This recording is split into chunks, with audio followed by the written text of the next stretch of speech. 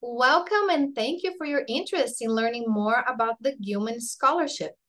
This presentation will be a panel discussion. So we will only do a quick general overview on the eligibility and application process, and we'll jump right into our discussion. This webinar is part of GLOW, which is our Study Abroad Global Learning Opportunities Week, and it is sponsored by the UCLA International Education Office, or IEO. This recording will be available on the IEO website and on the GLOW page on the IEO website. And if you're watching during a YouTube premiere, you're welcome to submit your questions on the chat. For our panel, we have three recent Gilman Scholarship recipients: David Gomez, Hannah Masresha, and Jonathan Garcia. David and Jonathan participated in the UCLA Global Internship Program this last summer. David went to Prague in the Czech Republic, and Jonathan went to Kyoto in Japan. And Hannah studied abroad with UCEAP in Cambridge in the UK. And I will be the moderator. My name is Wilcy Lear. I am the Associate Director for Scholarship and Alumni Engagement at IEO. So let's take a look at the Gilman Scholarship. This is a scholarship sponsored by the US Department of State, and you can receive awards up to $5,000. You need to submit 3 essays as part of the application. The first one is a statement of purpose. And for this essay, it's about 7,000 words and 7,000 characters, sorry. And you will need to answer questions like how your experience abroad will help you achieve your academic or professional goals. How are you academically prepared to be successful abroad? There is no GPA requirement, but Gilman will take into consideration your academic performance, especially in your major. The other essay is Building Mutual Understanding, and it's 3,000 characters. This has to do with community impact. Remember that while you're abroad, you're going to be a diplomat for the US. So Gilman wants to know, how will you be representing the United States abroad? And how will you become more culturally engaged with the people abroad? This is an exchange of cultural experiences. And then the follow-up project is a proposal that you need to submit, is a third essay. It's also 3,000 characters. And this is an essay where you're going to tell Gilman what you're going to be doing after you come back to increase awareness of study abroad and the Gilman Scholarship among your peers at UCLA or at your community. And after you submit your application, you will also need certification by the study abroad and the financial aid advisors. So what is the eligibility for the Gilman? You must be an undergraduate student and a US citizen receiving the Pell Grant, the federal Pell Grant. So you must be a Pell Grant recipient to qualify for the Gilman Scholarship. Also, the program you select to go abroad must be a credit-bearing program. And the travel advisory for the country you select has to be level 1 or 2. And if you want to know what is the travel advisory level for the country you are interested in, you can just go to travel.state.gov. Under content and travel, you'll be able to just type the country name and you will find the level, the advisory level. Now, CNLA is an additional supplemental award to Gilman. So if you're interested in learning one of these languages, you will need to submit a 4th essay during your Gilman application. It's a shorter essay, it's only 2,000 characters, and you can receive up to an additional $3,000. So if you apply for Gilman, up to $5,000, apply to CNLA, up to an additional $3,000. And something new for 2023 is the STEM Supplement Award.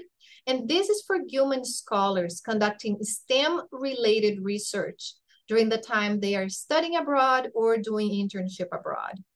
It's also an additional essay. It's even shorter, just 1,000 characters. And you can get an additional award of up to $1,000. And last is the Gilman McCain. This is basically the same as the Gilman Scholarship, but with two basic differences. One, this is only for dependents, like a child or a spouse of an active duty service member. And you must be receiving any type of Title IV federal financial aid. And another difference is that instead of receiving up to $5,000, it's straight $5,000. So if you are a dependent of an active military personnel, this is a wonderful opportunity for you to apply for. Now, at UCLA, there are some really great resources. Of course, the first place you need to go to learn about the Gilman Scholarship is the Gilman website. They have wonderful application information, very well detailed, and they also have pre-recorded webinars. The second place you can go is the IO office and talk to your study abroad advisor. They are an integral part of your application. As I mentioned, they will need to certify your application, and they can also help you get you ideas for your service project. And the third, but not the least, is the UCLA Center for Scholarships and Scholar Enrichment. This is a really good resource if you are interested in having someone review your essays. They also have pre-recorded workshops, and you can schedule one-on-one meetings with them to just talk about your essays, make sure your application is on the right track. They have great experience with Gilman applicants, so you should definitely take advantage of this resource. And now is the fun part of our presentation, and it's our panel discussion. So thanks to David, Hannah, and Jonathan for joining us today. I will stop sharing my screen, and we can start our questions. So let's learn a little bit about the application process. Hannah, do you mind giving us an idea of how time-consuming it is? How do you recommend applicants to plan out the application process? Just any information you can give us on the application process. Yeah, of course. So I bet everyone looking at the application, they probably think it's a little intimidating, but Gilman gives you a lot of time from January to around March, I think, to do your application. So what I did, and I'm so glad I did, was that I made action items every single week of what I wanted done. So I would just hack at my application week by week. So I wasn't up until 5 a.m. the night before doing the application. And I also want everyone applying to keep in mind that you can't really do the application last minute because you have to get advisor certification. So just be sure you look at the application thoroughly. It's very digestible online. Make sure you have your action items and everything you want done. So great. Anyone want to add anything else? Okay, so let's go to our second question. So the one of the essays is building mutual understanding. David, could you please let us know how intricate this essay must be? So not at all. That's one of the essays that seemed a little bit intimidating to me. I wasn't exactly sure what they meant by building mutual understanding. And simply put, it's just, how are you as an American going to represent your country and share your experiences with whoever you're in contact with while you're abroad? And that can be as simple as, how will you be a representative in conversations that you have anytime you're out in Prague, like whether it's with a friend, whether it's with your boss if you're interning abroad, or whether it's with someone literally at the grocery store. The Gilman just wants to know that you're being a good representative of the country and that you can share experiences to teach other people about who you are as an American, and then also learn about their experiences from their own culture. And so for me, for example, I in my essay just told a story of how it is I did that in my childhood. And I said something along the lines of, as a Mexican American growing up here in Los Angeles, I was oftentimes feeling a cultural difference. And one of the first times that I noticed that was when my friends would invite me to sleepovers, and my parents would always be like, no, that's so weird. Like, you're not going to a sleepover. And I'd be like, what? Why? Like, I just want to go to a sleepover. Like, it's like what the kids do here. It's like so normal. And my parents were like, no, that's so strange. And as someone that asks questions a lot, and certainly a lot in my childhood, I would be like, why? Like, I don't get it. And my parents soon explained to me that it just wasn't normal to them. That wasn't something they did. And so by asking questions and explaining my own experiences with my friends and at school and sharing that culture at school, literally through a simple conversation with my parents, that's how I built mutual cultural understanding with my parents at home in my childhood. And that's the same sort of framework that I employ every single day in every single conversation that I have. And in that Gilman essay in particular, I said, I will continue doing that while I'm abroad, interning abroad in Prague, by asking questions, by taking a step back and thinking, okay, there's a difference, there's a barrier here. And most of the time, a lot of the conflicts that will arise are usually because of a barrier. And taking that step back and acknowledging, identifying, thinking about that barrier before acting, by asking questions, by remaining curious and inquisitive, that's how you can build mutual understanding. So simply put, it's not intricate at all. It can be as simple as telling a story like I did of how I did that in my life and how I do that now, to as intricate as you want it to be, but it really doesn't need to be anything too uh thought out, like anything extravagant. Like it's just how do you share your experiences? Yes, excellent. And yes, Gilman wants to know your experience. What has prepared you, to go through this process, and why should you be the one receiving the Gilman scholarship? So thank you for making that very clear and very practical. So the third essay is about a service project. And I know sometimes applicants are like, oh, do I need to have a really complicated project? So just briefly, if each one of you could just let us know, what was your project that you submitted for the Gilman? Hi, everyone. My name is Jonathan. Thank you, OC, for the excellent question.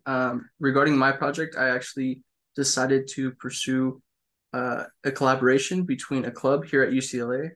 The club that I'm part of is known as SOLS, Society of Latino Engineering Students. And historically, a lot of Mexican American students or Hispanic or Latino students have been barred entry from bridging the gap between academia and internships. So my personal project was a lot of the personal experiences that I share growing up, or especially at UCLA. It is very difficult to enter the professional industry. So my personal project was to inform the club and work with the club regarding the possible scholarship opportunities, such as Gilman, which has excellent connections, and it's more than a scholarship. So I am currently working with SOLS to create workshops and inform many of the Latino students here on campus at UCLA regarding the huge benefits that comes with Gilman. And it's currently an in-process project. I'm expecting it to take a couple months, but overall, the project doesn't have to be super complicated. It can be as straightforward as you like. But when writing this essay, you essentially want to communicate what you're going to be doing and what your project is going to be impacting. So I believe I did those two very well in my essay, and we're all winners here. So clearly we did it excellent. And that's one of the big things that I would recommend in that essay. Thank you. Mm-hmm. Excellent. Hannah or David? Yeah, I could go ahead. Firstly, your project sounds wonderful, Jonathan, and I'm excited to see it pan out. Mine is slightly similar. So, something that I really emphasized in my essay was that the Black community at UCLA were really intimidated by studying abroad because it is really expensive objectively, but I feel like people forget that there are also scholarships for studying abroad. So, I work under the Academic Supports Program, which is a program that has a multitude of different things, but one thing we do is have a class that we teach during winter and spring quarter, where we have 20 or so freshmen and first year transfer Black students, where we just teach them all like the basics of UCLA, everything they should know, any resources that would help them further their education or just make it a better environment for them. So my project, I suggested that during one of the classes, an entire class would just be about studying abroad. And for the entire hour, I would just tell them the ins and outs of studying abroad, what you need to do, when you need to start planning. Because when I was a freshman at UCLA, I like thought the studying abroad would be a dream. And like if I saw where I was now, my heart would literally drop. So I want freshmen at UCLA to be able to have the opportunity firsthand the second they walk in the door. So with that project, I would have other representatives through Gilman or even just like the International Education Office come in and give more information and maybe do some networking and stuff like that. So yeah, that's also still in the works because the class is taking place later on, but it's 100% going to happen. And I'm really excited to see how it plans out. So yes, that is my project. Thanks, Hannah. Hi.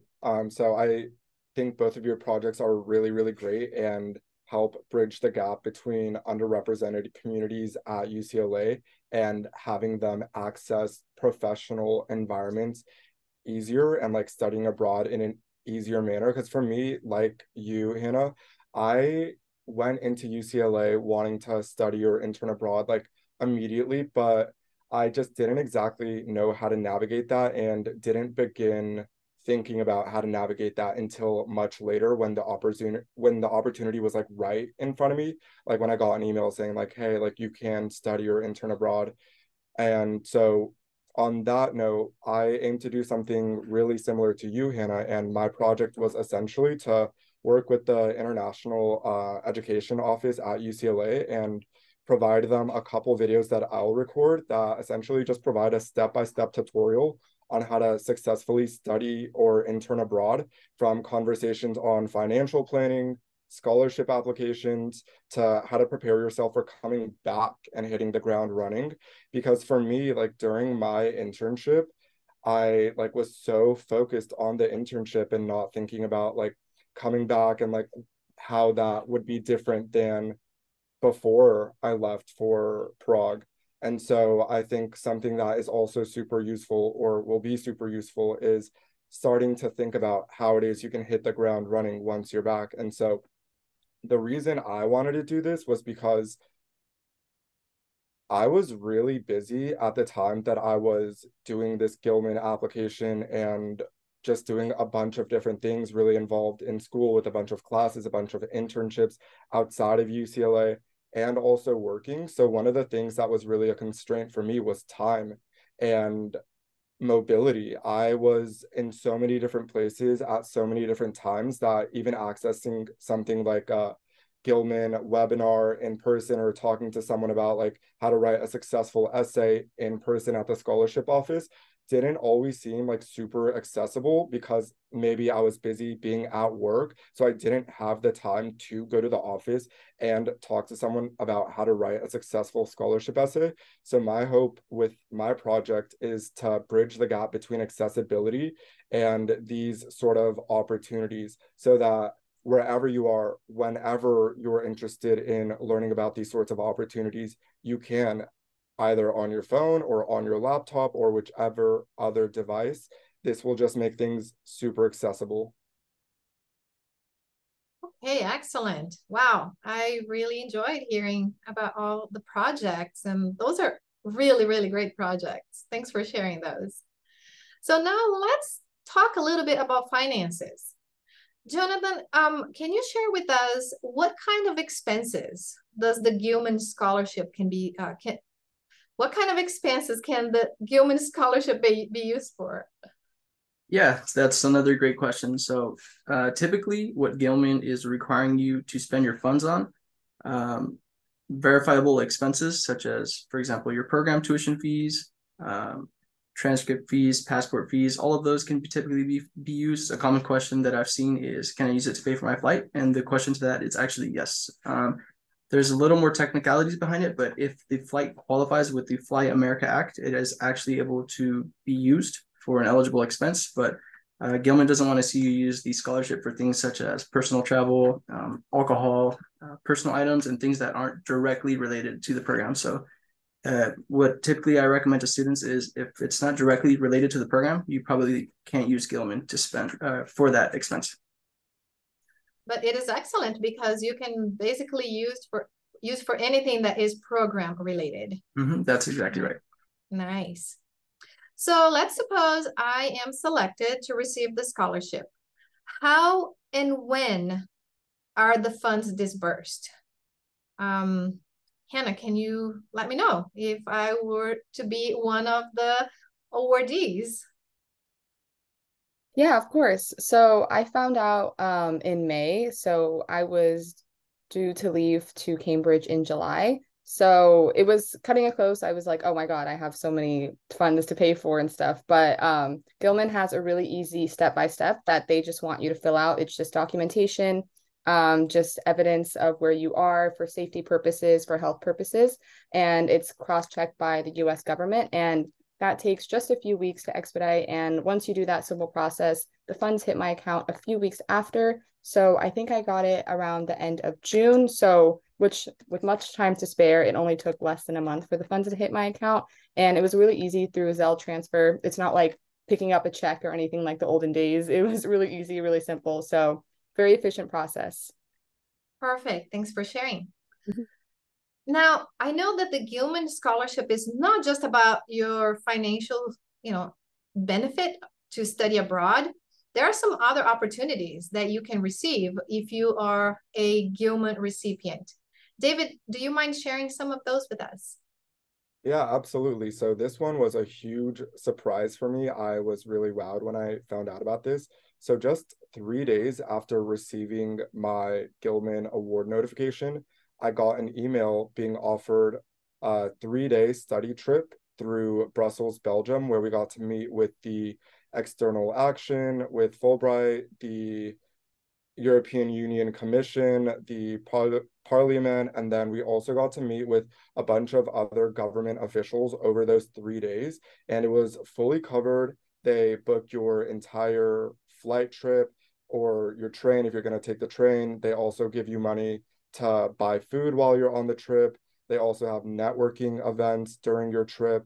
And so basically it was all covered. I didn't have to spend a single penny for the trip. I just had to show up, keep an open mind, and come with high energy.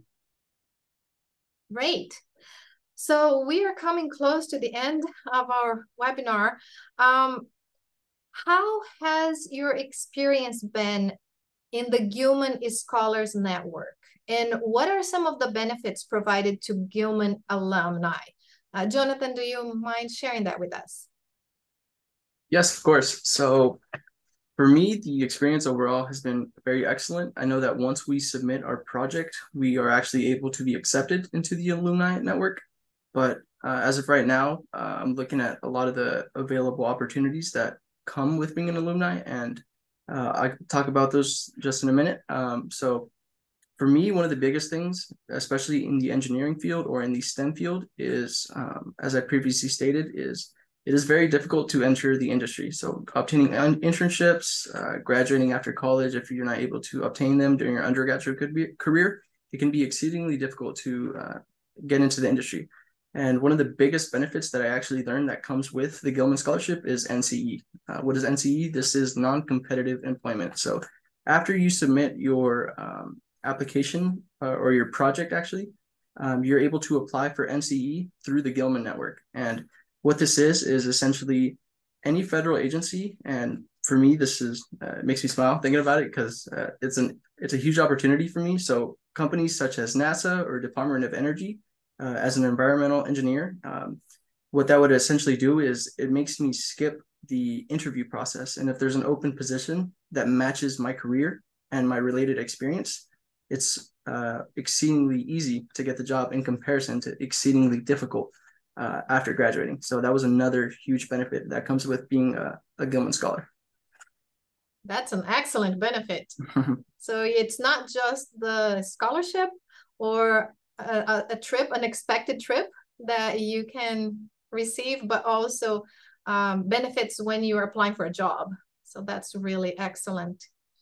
Okay, so this is the last question. And quickly, if each one of you could share if you have any tips or advice for future applicants of the Gilman Scholarship.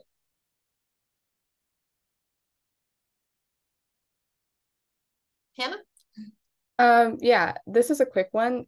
Just as Jonathan was saying, don't uninvolve yourself with Gilman after your summer experience. Gilman is a lifelong opportunity, so make sure you obviously like appreciate the financial opportunity, but don't forget that Gilman is always there for you, and receiving the award is more than finances, and it's a support system, and it's, as he was saying, it's sometimes skipping interviews, which is crazy for NASA and other stuff. So yeah, make sure you still keep Gilman bookmarked on your Safari, which it is for me. I always check Gilman, and yeah, it's a family. I can go ahead and piggyback off of Hannah. Another big thing I would recommend to do is always apply. And I've seen a lot of students be discouraged either through, I know I was discouraged initially when applying. I know my GPA was pretty low. I met the requirements and I was pretty discouraged to apply, but this incredible opportunity has opened doors for me that I wouldn't have had if I wouldn't have applied. So I would always recommend students to apply, even if they don't think they're going to get it. I mean, all that you lose, there's really nothing to lose. The doors that open by being a Gilman Scholar are incredible opportunities, and I'm very grateful to be a recipient. And a big recommendation I would be to give to students is to always apply. And then finishing up, I agree with what Hannah and Jonathan said 100%. I'll add, start as early as possible. I know there's always a lot on your plate as a student, but start as soon as you can. That just gives you that much more of an opportunity to make your essay that much stronger, to ask the questions that you may have, whether it's about your application or just studying, interning abroad, whatever it is. It just gives you that ease that comes with having that time to leverage. So 100%, just start as early as possible. That'll give you more of an opportunity to have more clarity in your entire experience. Great. I think this discussion has been very informative. I hope it's going to be very useful for students that are planning on applying for the Gilman Scholarship. So thank you, Hannah, Jonathan, and David, for sharing your experiences with us. And before we conclude, I just wanted to leave one more piece of information. This is our contact information at the IEO office. So if you have questions about study abroad or about the Gilman Scholarship, you can contact us. The email is info@ieo.ucla.edu. We'll be happy to help you. And thank you so much for watching.